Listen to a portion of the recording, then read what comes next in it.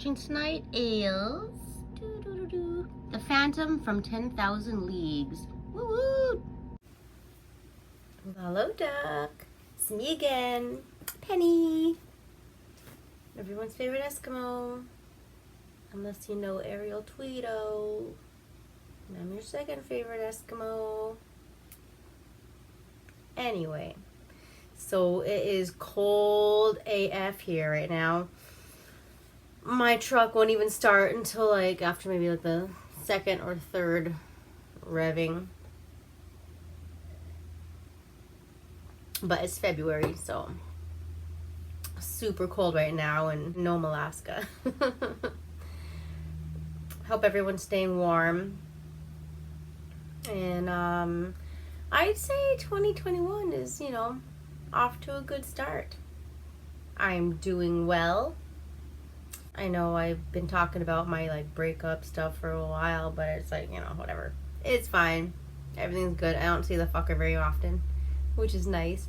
And I've been hanging out, making new friends, and just having a fun time. Super Bowl, you know, I didn't really give a crap about who was playing. I'm not a big football person, but I had a good time. I had fun. They had like this big old sushi spread. Listen, my name. So I have 6 pieces. Where am I at in the square? You've already got 6? Wow. We're made of block of cheese. I won we had this little raffle for this really, the host, who was like Polish. He was like 6'10". I don't know. He was tall. But he had this like, it's called grandpa's juice, and so it was like his grandpa's like tradition, like a concoction. So it was like a lemon juice with some honey and some kind of Polish liquor. I don't know what it was. It was too much for me, but I want it. So so one of these days, if I run out of wine, I'm going to be doing these reviews off of Grandpa's juice. That's going to be something. The movie I watched tonight, this is actually my 3rd time trying to review it, because the other 2 times, for reasons, it didn't work out very well. I think the movie, it was a little bit scatterbrained, a little bit more scatterbrained than I am, and so it was a little bit hard to keep track, and so I had to take more vigilant notes. So here we go. The movie I saw was called Phantom of 10,000 Leagues. See, even the name doesn't make sense. Phantom of 10,000 Leagues. Okay. Whatever. And it was made in 1956. So of course it's black and white. It starts off, there's this guy going out in a boat, rowing in the middle of the ocean. And it kind of made me a little bit think of The Old Man in the Sea. I think that's kind of how it goes, but that's a way better movie than this. But the guy is out there rowing his boat, and then below that, like, it pans down. And there's like this thing down there, and if you've ever seen The Never-Ending Story, it looks a little bit like Falcor, but you know how a manatee how they kind of float kind of like this? That's kind of how this thing was floating. It was like,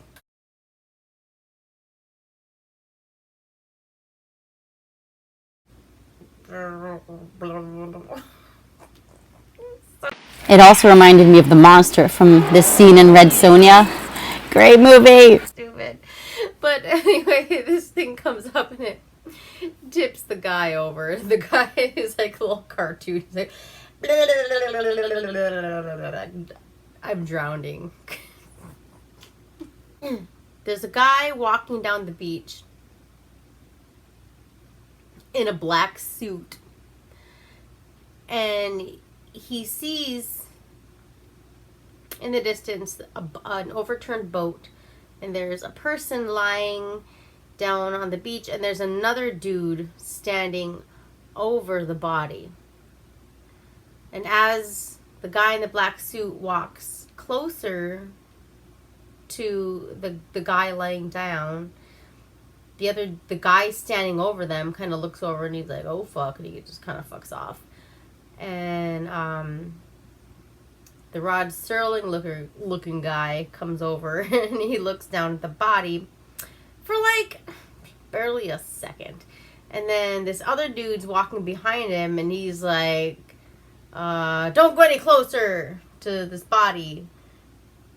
And the Rod Serling guy looks over and he sees this other guy. He's like, this other guy in a suit, but it's like in a brown suit.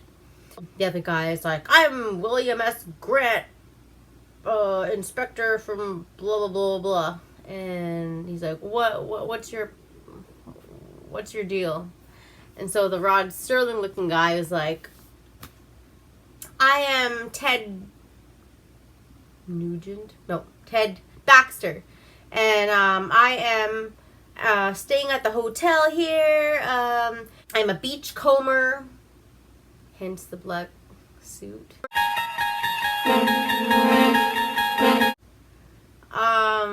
And I'm just here to chill. And the guy's like, right. But the Baxter guy is like, well, it looks like this person had burns, and there's burns on the boat. And yet there's no sign of fire. And as he says that, this car comes along and it pulls up. This guy comes out of it. It looks like he's carrying, it looked like a spear at first. And he comes down and the other guys are like kind of interrogating each other, like, who are you? Da, da, da, da. Baxter guy said that he was supposed to see this professor of oceanography named Professor King, and that was his like purpose for being there. The dude that stopped with the car comes over, and the Grant guy, he's like, come out of there, because he kind of sees him in the bushes. And the guy comes out of there and he's holding actually a tripod, and the Grant guy is like, what are you doing here? What's going on? And the other guy, hey, hi, I'm George, something. George Thomas? The fuck? Who cares? Anyway, I'm George whatever. And I am a student of Dr. King's, and I'm with the, oceanography thing. And, anyway, they're all talking, all three of them. And they're all talking about, like, meanwhile, this fucking guy, the dead guy is still laying there like a fucking dead jellyfish, and everyone's just not even giving a shit anymore, just talking to each other. And so, the oceanography dude, the George guy, he's like, well, so Grant is like, you better get out of here, it's none of your business. And the George guy is like, everything that has to do with the ocean is my business. The George guy just kind of smirks. He's like, and then walks away. Some guy in a sweatsuit. He looks like he's been out running on the beach. Comes up to his beach house, walks in, and someone who I thought was his wife comes in. It's, she opens the door. Looks like she comes in from probably the kitchen. It's the 50s.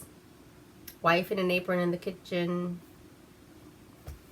And so she comes in. She's like, oh my God, your feet are all wet. So he's wet like up to his knees. And he's like, I just saw a beautiful marine specimen that I could not let go. And she's like, ever since school let out for like, summer break or something. She's like, you've been way more busy. And I haven't seen you around. He said he's working on some great things, but he won't tell her what they are. And then he's like, well, I'm going to bed. If anyone asks, I've been here for at least an hour. So he goes to... It's crooked. Anyway, he goes to bed, and lo and behold, somebody knocks on the door. She opens it, and it is Rod Serling. Or Baxter, or whatever the fuck he says his name is. And he's like, hello, I am here to see Dr. King. And she's like, oh, I'm sorry, he went to bed like an hour ago. He's like, well, I really need to talk to him, this and that. And so they go over to his bedroom and they open the door. There's nobody in there. And the window's open. So, and the professor also mentioned that he doesn't trust his secretary. He's like, the nosy secretary. I should fire her. So Ted leaves and it shows Dr. King, I believe, that's out there in the ocean, and he's like doing oceanography stuff. Like taking coordinates or something. And then he finds like this little turtle. He's looking at this little turtle, and the turtle's just like, what's that? He looks over and there's like this floating head in the bushes. And it's that George guy. Okay, so the inspector finds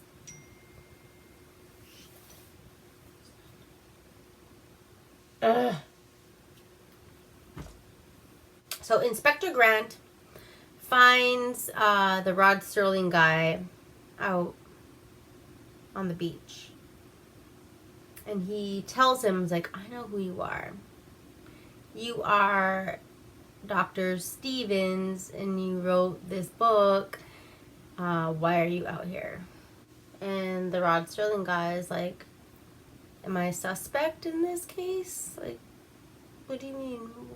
Why are you asking? Anyway, so Dr. Stevens is like, well, I might be able to help you in this. And the other guy's like, okay. So we are at the Pacific College of Oceanography.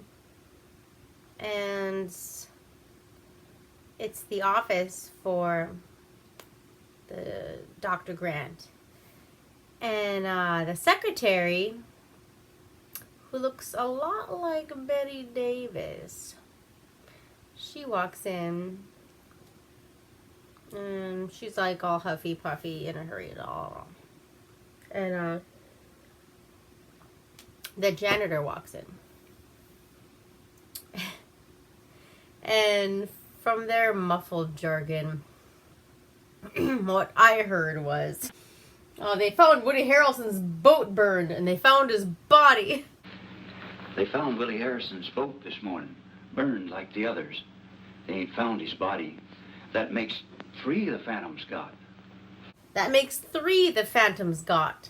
And nothing like this happened until this oceanography thing got set up. And he's like, I don't blame them the way the professor's been acting. Like the secretary said, he's like locking himself into his office for hours at a time. And he won't even let me go inside to clean it. And I hear noises from the room. Why is this movie so hard? Oh yeah, anyway, so the secretary, Ethel, she's like, I've got work to do, Andy. So, because Andy is the janitor. And he's like, and that young one, George. And she's like, what about George? And he's like, well, I've seen him. He's like following around the professor, watching him behind trees. And he's like, it ain't normal, this carrying on. And the professor walks in. He's like, what's not normal, Andy? And Sneaky Jane sees this piece of paper that she doesn't want the professor to see. She tries to snatch it, but he like gets up to move these books, and she's like foiled. But then he grabs his books, goes into his office, and she's like, she runs over there and picks it up. Anyway, so she puts that piece of scrap, like she has it, and then the George guy walks in. And he's like, what do you got there, Ethel? She's like, oh, nothing, just a piece of scrap. Fishes out of her bra. Keeping right up with the professor, aren't aren't you, George?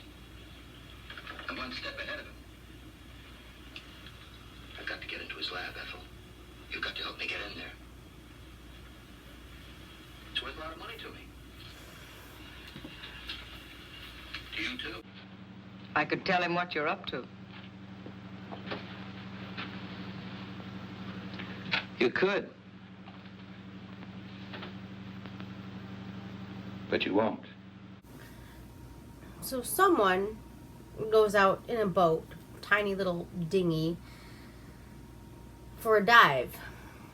So the person, I'm not really sure who it is, goes into the water.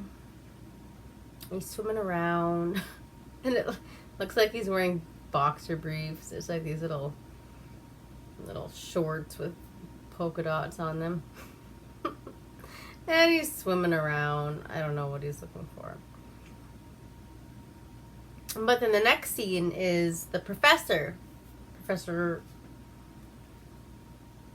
the fuck's his name? King. Professor King. And he's in his laboratory. And he's got his turtle. I like turtles. And he puts the turtle in a tank. And he does some shit with the dials and whatnot. And the little turtle turns into another little baby Falcor. And the other guy, whoever that is still swimming around in his Fruit of the Looms. Okay, so he sees the giant water bear or whatever the fuck that thing is. And he flees. And he reaches the boat and he was able to paddle away. He reaches the shore. Okay, so apparently that giant... what do I call him?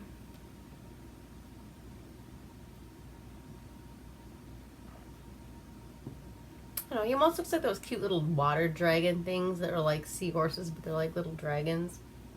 Anyway, he is like guarding this ray, this like gamma ray or whatever that these guys are looking for.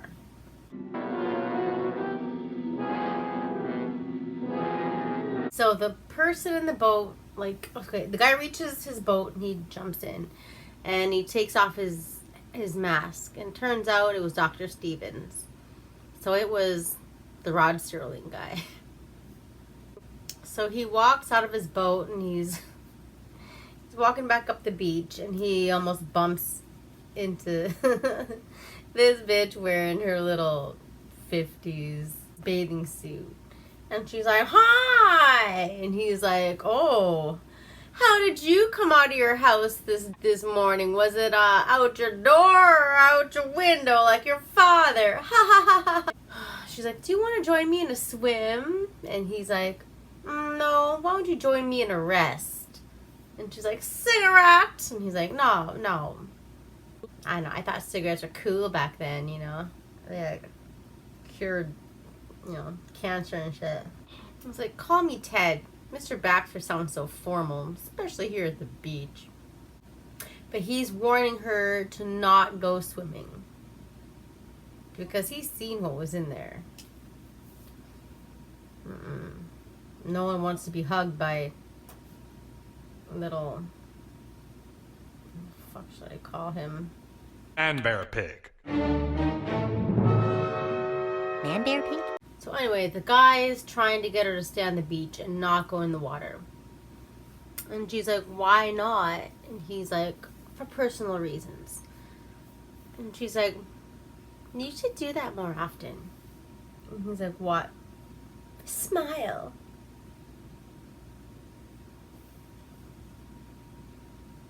Don't you hate it when fucking guys tell you to fucking smile? Especially in pictures. "You'd be so much prettier if you smile." It's like, no. Fuck off. Anyway, he's like, "Well, all I needed was a bit of encouragement. And you've given that to me." So the professor is in his office. And he's like, you know, putting on his shit, getting ready to leave. He goes out into his office. from like his little lab to his office. And he sees Ethel and he's like, Ethel, don't you got oceanography shit to grab for me? So she's like leaving. And the Dr. Stevens walks in, the Rod Serling guy.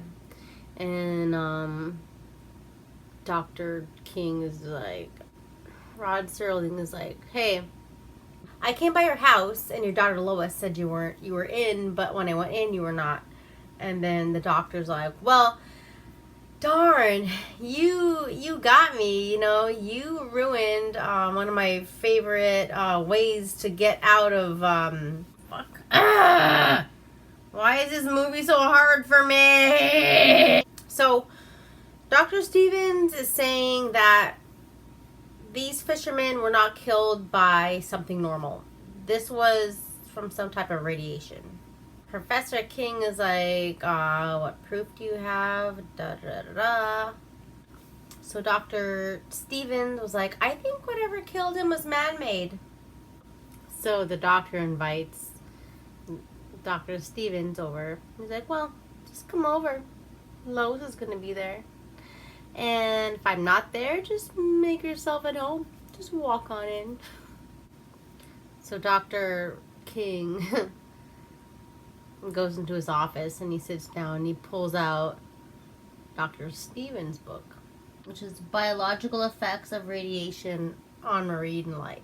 So he's on to this guy. So this scene of the movie, we've got Lois, Dr. King's daughter. She walks over to the door, grabs a dark robe, closes the door, admires the robe, throws it on the fucking little chair, goes right back out to that same door, opens it, grabs a towel, a couple of towels, walks, oh yeah, she throws sandals and towels, throws them on that same chair, goes back into the bathroom, and finally closes the door.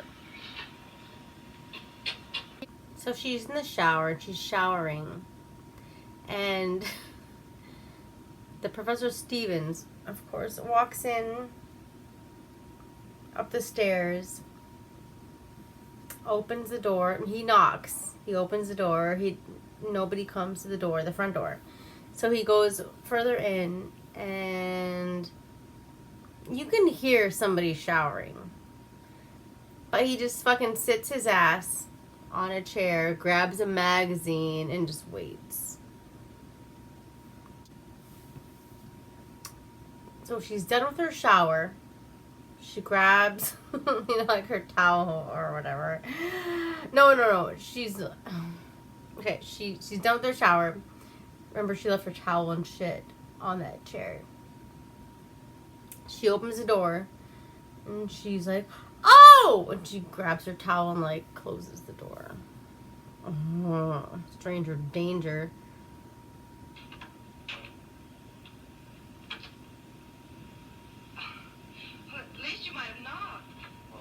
Your father told me to open the door and come in.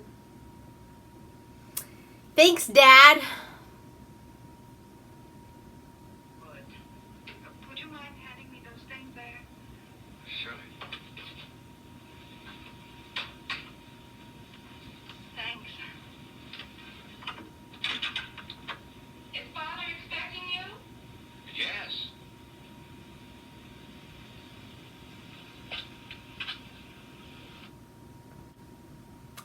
Great. Thanks for the warning, Dad. You're an awful long time with that.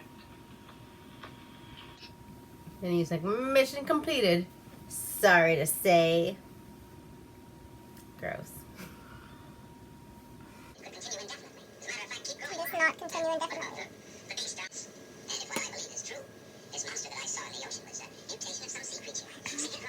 Okay, so they go on and on and on about this fucking radiation bullshit, and it's so fucking boring.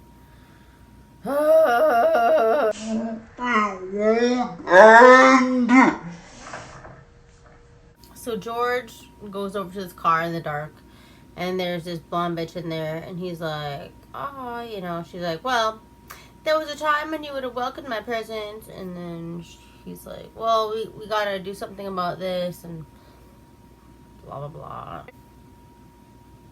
And then he's like, I don't know anything until I get into King's lab. And she's like, well, you better fucking get into that King's lab.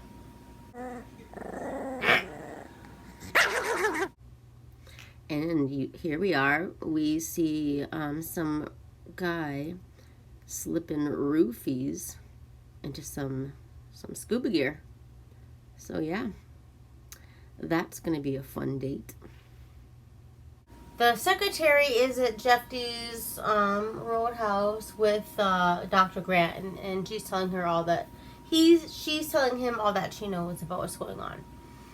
And remember, these guys are supposed to like pick up masks from Dr. King to use in their little expedition. So before I forget, there are these two students of Dr. Grant's, and they're going out on a date. They are going out in a boat, probably go scuba diving or something, but I don't know. I guess Anal Point was closed due to COVID. But there they go, all happy, off to meet their maker. And here she is getting ready for her date. Hey, you look lovely. Thank you. I hope my caller feels the same way about it. I'm sure he will. Dr. Stevens is very observing. Ew. He's a bright young man. Young man. Sometimes I think he's too bright. Yeah. Am I interrupting something? Good evening. Good evening. Evening. I dare say you two won't mind being left alone. Don't do it. Come back. How about a nice walk along the ocean? And she was never heard from again. Oh, creeper alert. They're out on this date, and it's like nighttime, and they're sitting on this bench. Oh my god, I've been out way too late. I mean, I'm only 45. So the doctor's like him and the dad are like about the same age. She looks like she's about the fucking same age too. I don't know. Looks like she really wants to leave.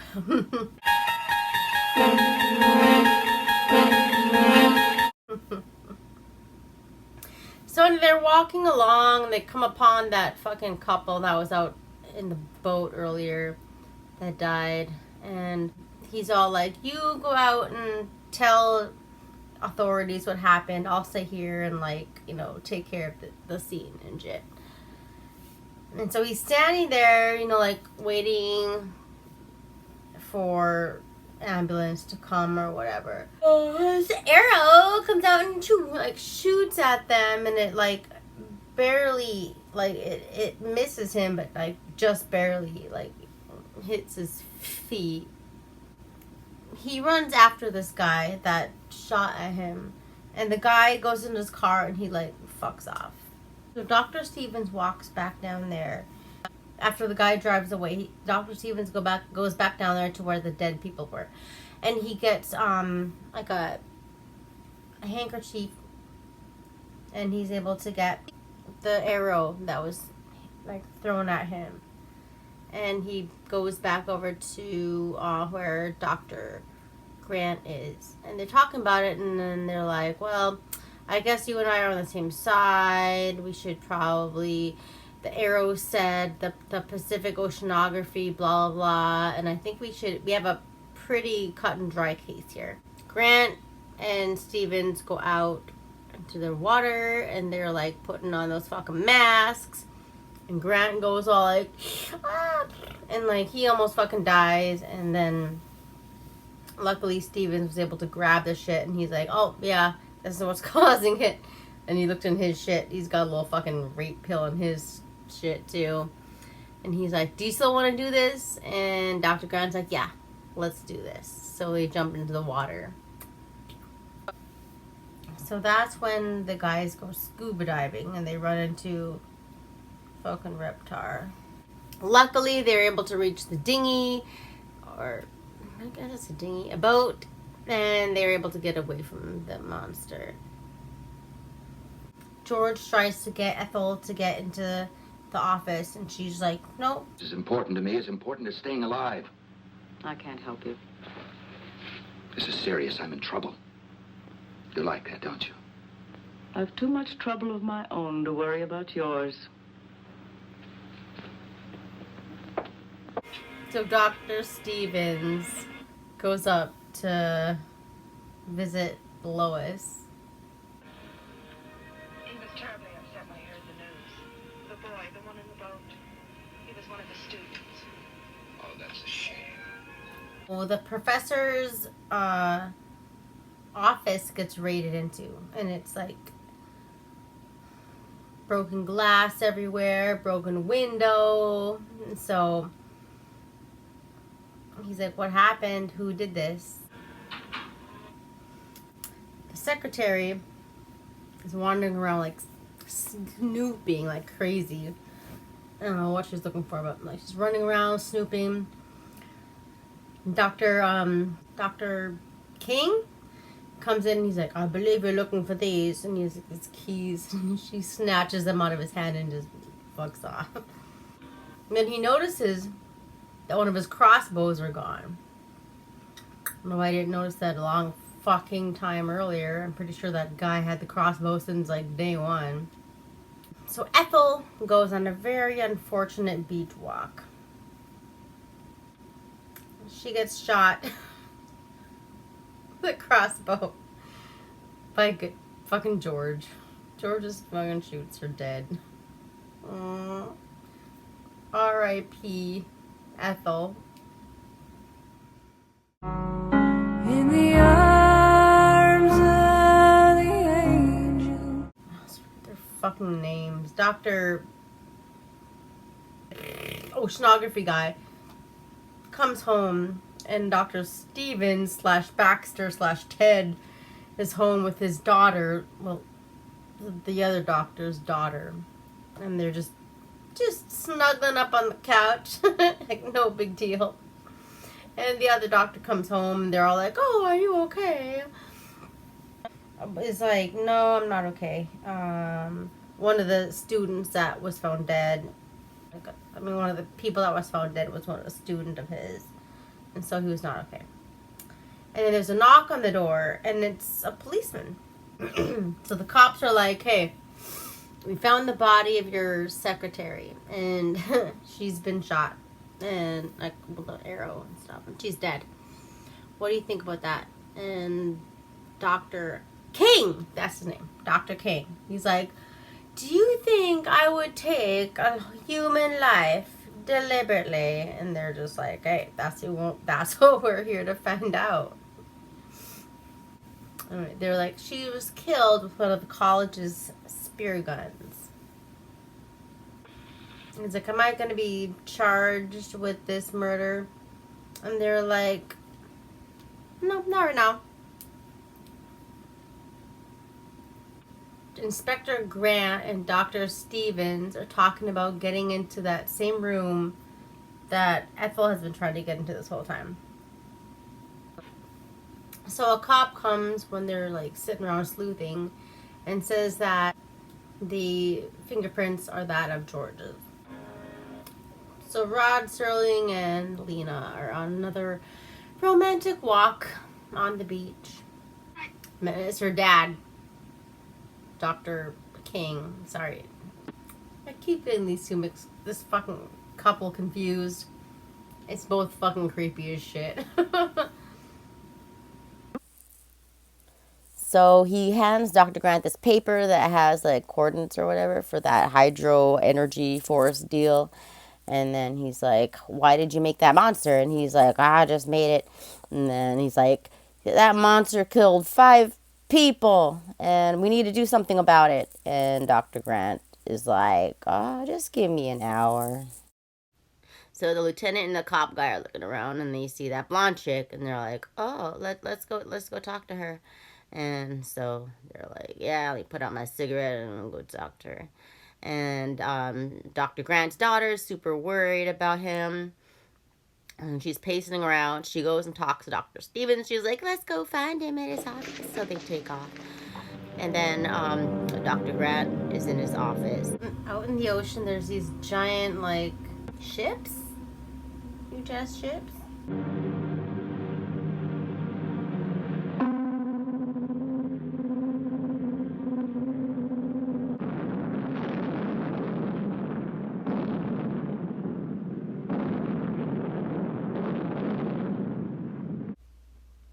So Professor Grant's in his office just destroying shit, just throwing everything everywhere, making a big old mess.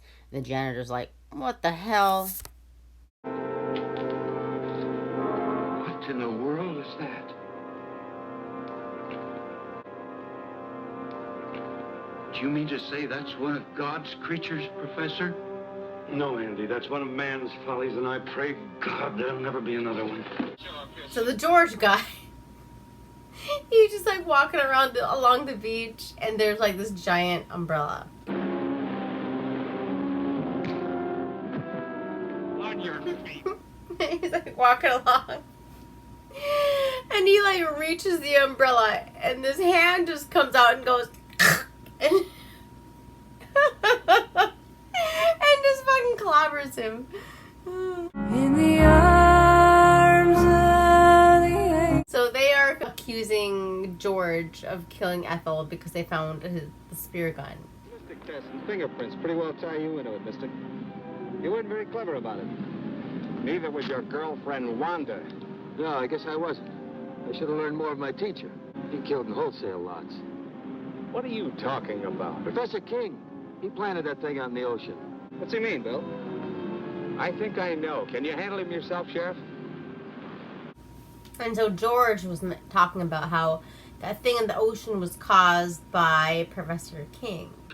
Inspector Grant's like, hold on. You take this fool. I will come back and learn about, Experiment is life's work. I'm afraid only your father can explain that. I still don't understand. Do you know why he did this? I think I do. What a mess. King? Yeah, left a few minutes ago. Probably headed for the beach. We're on our way there now. Let's take my car. Come on, we can hurry. So the fucking Scooby Gang goes out to find out what Dr. King is up to. So he goes out in his boat with a bunch of dynamite, and he dives down into the water. And remember, he's got dynamite, so there's only so much time that's clicking on the clock. A reptar grabs him in the water, holds him down, and the dynamite explode.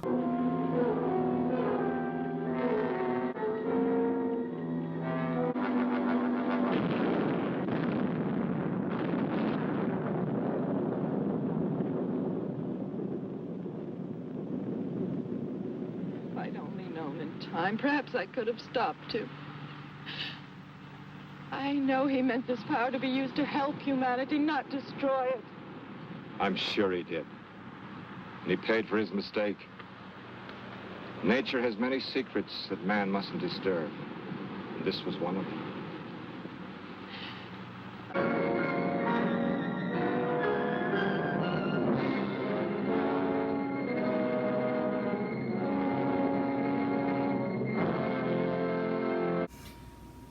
Oh, Jesus. Wasn't that an ordeal? Wow. It was The Phantom from 10,000 Leagues. It was very entertaining. If you like kind of those, mystery kind of movies and kind of conspiracy theory feel to it too. I'm still a big believer in actual scientists, smart people and shit. But I'm thankful that right now things seem to be looking up, and there seems to be a very lack of underwater sea monsters that are coming up to kill us, so that's one less thing to worry about. Well, this movie was cute. I've seen worse. The father-daughter thing was a little tad creepy, but you know, I've seen creepier. That is all I have for you tonight. I think I'll rate this movie a 6. 6 out of 10. God, it took forever to get through. I don't know why. I think because I had so much shit going on. It was hard to keep track of it all. Bye.